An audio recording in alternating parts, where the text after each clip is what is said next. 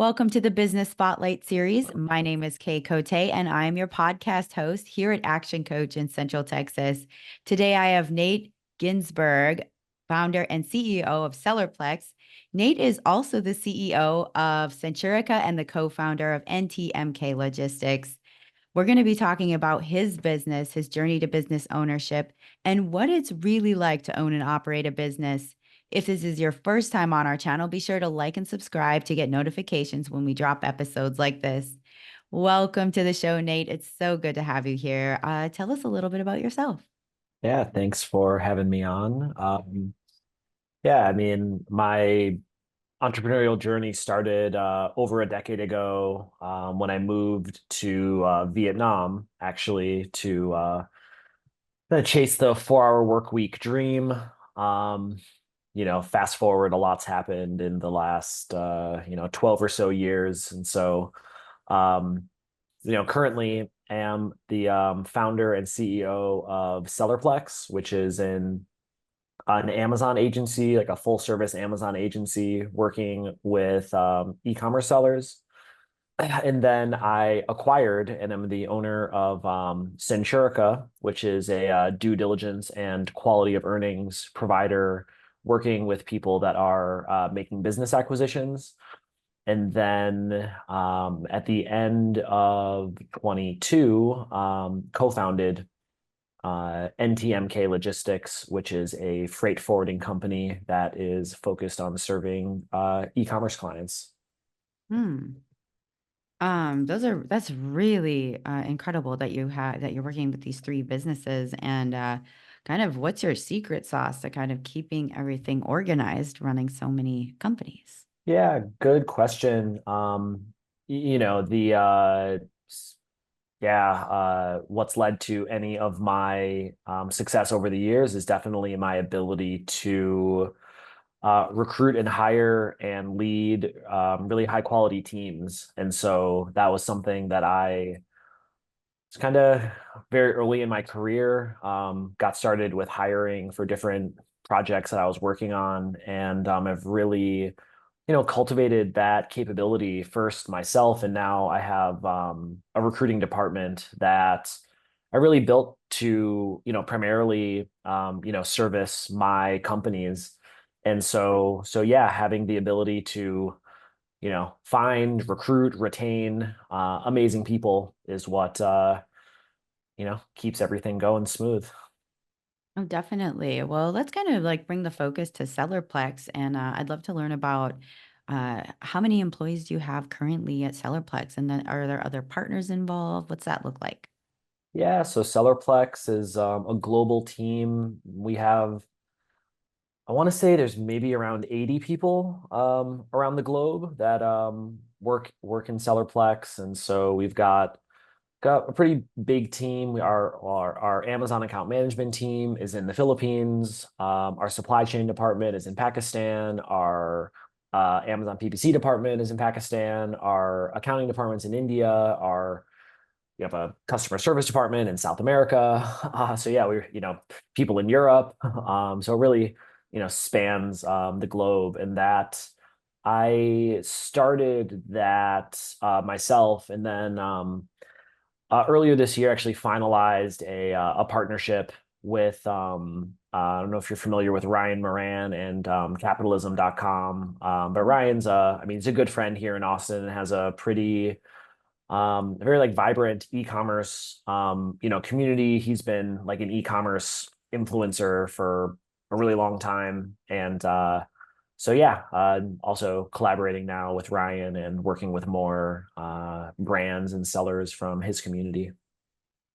Wow, that's incredible. It's you're really definitely shedding some light on the importance of like surrounding yourself with the good people that help lift you up, help the company thrive. So I think that's really incredible to share about. So I kind of like to dive in what makes SellerPlex unique and why do your customers and clients choose you? Yeah, SellerPlex has been an interesting journey. I mean, I started it maybe 2018, the end of 2018. So yeah, we're 5+ years in business.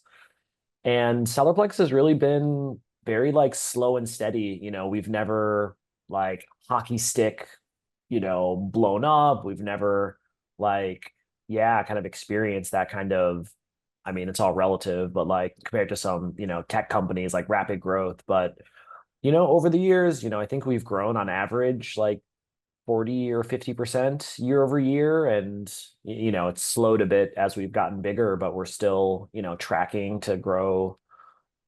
Yeah, I mean, I think like 50% or more this year. And, the foundation of everything is doing good work for our clients. And so we've never really been that great at marketing, honestly. The overwhelming or all of our leads are from referrals from past clients or different kind of people in our network that we've connected with. And so, yeah, we've really built our reputation on doing good work. And also, we're very flexible. So we just really have a client first mindset. We want to be accommodating where we can. Um, it's not like a one size, one package fits all kind of scope. We really try to fit in where we're needed, with good service, competitive prices. And that's been working for us. Hmm. You answered my question because I usually dive into a few questions about marketing. So that's Mhm. actually really cool to hear. It's been like that referrals and people now, are you using to like say organize everyone? Do you have a CRM that you're using, or how do you keep everybody within the team as well as the clients organized? Well, I mean, yes, I think we do use, different project management and CRMs. I mean, the way that I keep the business organized is really by making sure that there are people way better suited than me in charge of those things. And so I have an amazing COO, general manager, president type person. His name is Menno from the Netherlands, who's fantastic. And, yeah, I mean, he's really the one who keeps the business organized and is really leading the team day to day. And, under him, we have different, I mean, we have a small sales department, different people in charge of their own departments that, yeah, I think, I mean, leverage some different tools. And, candidly, I'm a little bit removed from that, although I know that whatever we're doing, for the most part, seems to be working. Definitely. Well, and what is one thing you wish people maybe knew more about your business? Um, yeah, I guess I mean for, any e-commerce sellers out there, we're, we're a great opportunity to both like save expenses as well as generate more revenue. I mean, we have a wide range of services and yeah, I think a lot of people some people have it in their minds that they're kind of averse to working with agencies for different reasons. Mhm. But yeah, I mean, I'm quite confident that like a lot of the services that we offer are, actually going to be just like cheaper and better than if you wanted to do it in-house. And so yeah, I don't know. I mean, I'm very proud of the work that we do, and we have a, growing list of, very happy clients over the years to back that up. Definitely. Well, it's so fun to hear the inner workings of your business and what you've built. And I'd like to kind of shift the focus to hear a little bit about you and your journey. And the first question I have is, why did you choose to go into business for yourself as opposed to working for somebody else? And what was that transition like for you? Yeah, good question. So yeah, after college, I taught English in Korea for a year because I wanted to, travel and love the idea of adventure and yeah, didn't really know what I wanted to do with my life. And on the way back after my contract finished in Korea, I was backpacking through Southeast Asia and was in this little town called Pai in northern Thailand, staying at some hostel. This was in 2011. Mhm. And while staying there, met this guy Andrew, who was it's like the first like digital nomad that I ever Mhm. came across. And this was, it was 2011. It was pretty early for, digital nomad days. But yeah, but meeting Andrew, he was running his I think kind of like an outsourced sales operation, from his laptop while traveling. He introduced me to to outsourcing, and he had a small team of people working for him in Indonesia and the Philippines and India, and as well as introduced me to just like internet marketing, which all really like blew my mind that just like this sort of lifestyle or career path was possible. And yeah, after meeting Andrew, I mean, I was so inspired to just go get after it myself, and didn't really have anything else going on, so just really dove in, and it's been quite a roller coaster, but fast forward, here we are. That is a super cool journey, especially that you had it, while you were traveling and while you were kind of like in the soul searching part of your life. So that's a really incredible story. I mean, it kind of goes into, looking back at your journey since you started the company. What has been a memorable, like a roadblock or a challenge that you faced that you grew from? Like say you were forced to overcome it and you grew from that. And what was that and how did it impact you? Yeah, I mean, there have been a lot over the years, and I just think the longer that I find the longer that I'm an entrepreneur, the journey is a roller coaster, and things go well, things don't go so well, and it's just kind of continuing to it's a marathon, not a sprint, and kind of keeping all that in mind. And so yeah, I had like some big challenges with my some of my businesses. I guess like yeah, 2 years ago, the market really shifted. This was kind of around when yeah, like interest rates started to rise, and that affected the acquisitions market and also affected some of the e-commerce businesses. And so, yeah, I was facing some pretty big drops in my companies, which was scary. And I never really experienced a kind of pullback like that in my career, and it was hard. There were times I was scared, I was worried, and definitely felt like I had my back against the wall. But yeah, from there, found some new opportunities. I actually kind of found some different consulting that I did last year, or yeah, in 2023, that was great and really helped. You know, help with some of the finances, as well as just kind of building some new skills and exposure. Mhm. um, and and yeah, also we launched this new freight forwarding business that had its ups and downs, but is really going strong. And we're excited about the future there. And so yeah, I mean, some of the lessons are just that, like, I don't know, the longer you're in business, like inevitably things aren't always going to go as planned, and Mhm. like that is just to be expected. And not to be bearish, and still be optimistic, and plan for success, but also just realistic that like in the road it's going to be bumpy, and there's going to be challenges, and also that like that's okay. It is going to be hard, it can be scary, but like it's also okay, and really like a part of the journey. And and just through some of those challenges, you're, especially when you have your back against the wall, you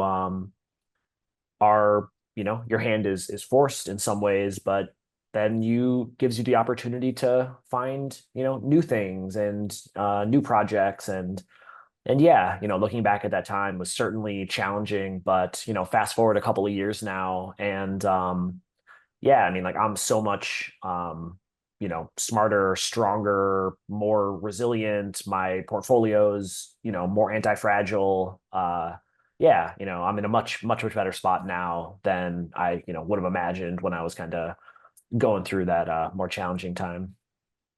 Definitely. Well, thank you for sharing that story too. And I'm like kind of looking at the future of your business with SellerPlex. What do you see? Where do you see the business going in the next 3 to 5 years? Yeah, I mean, I guess I'd say with just with all my companies, we're really in a period of just investing for the future. And the businesses have, I mean, they've all been around for a little while, and yeah, see opportunities to continue growing. And so it's really just keep on keeping on, and every quarter try to keep improving, find ways to invest in our improving our services, retaining our clients, adding more services, adding more value, and just continuing to grow slow and steady, and keep improving. Oh, definitely. Well, one more question before we get to our rapid fire question. It sounds like you're, leading a lot of people within your teams, and I'd like to hear about like what is your leadership style? Like, how do you like to run your businesses when it comes to your teams? Yeah, I mean, I love the topic of leadership. And yeah, I mean, I'm grateful to have really amazing people across all the companies. And yeah, I mean, when it comes to leadership, I think a huge thing is just like you know uh playing that role as the visionary. And so having the vision, thinking about the vision, um to then that's kind of the first bucket of the leadership, is you need to like have a vision to lead the company in that direction. And then also when it comes to more I don't know, like interacting, leading the team, it's really, I think, just leading with gratitude, and just being grateful and appreciative of all the hard work that everybody puts in to keep all the businesses going. And so that's how I try to lead. And you know people seem to respond well to it. uh and yeah, I mean, and then it's all genuine. I mean, I am incredibly grateful for the amazing teams that I have behind me. And also it's taken years to find some of these people. And so Mhm. I'm yeah and especially some of the key roles, we've gone through a number of people until we finally found the right person for especially some of the leadership roles. And so yeah, I mean, I am super grateful for the amazing people on my teams. And yeah, it's one of the things that I enjoy most about being a business owner in general. Oh, I love that, especially the gratitude component. That's really incredible. Well, this has been such a fun conversation. Now I want to kind of get into our rapid fire Mhm. questions. So 4 questions to answer top of mind. So are you ready for some rapid fire? I'm ready. All right. The first question is, what is the key to success for you? Hmm. Just getting up every day and trying to make a little bit of progress, and just kind of slow and steady, set goals, cross off your to-do list, and just every day make a little bit of progress. Definitely. And what is one piece of advice you have for other business owners? Um, yeah, maybe just like the importance of balance. And I know there's like the doing the work, but then there's the whole, like, I mean, I'm very into, my own health fitness, and I practice yoga, and, I Mhm. love my afternoon bike rides, and like, yeah, kind of having that self-care really supports me as a business owner. And that's where I get a lot of my, ideas and inspiration and problem solving. And so yeah, I'm just like a big believer in, balance, when it comes to running your companies. Definitely. So what is one book or any piece of content, could be a podcast, anything that you've read most recently? I listen to a ton of audiobooks. Yeah, I mean, one that just kind of comes to mind, an all-time favorite, is this book called The Practice by Seth Godin. Um, Mm. yeah, it really, really landed with me. I love Seth's work.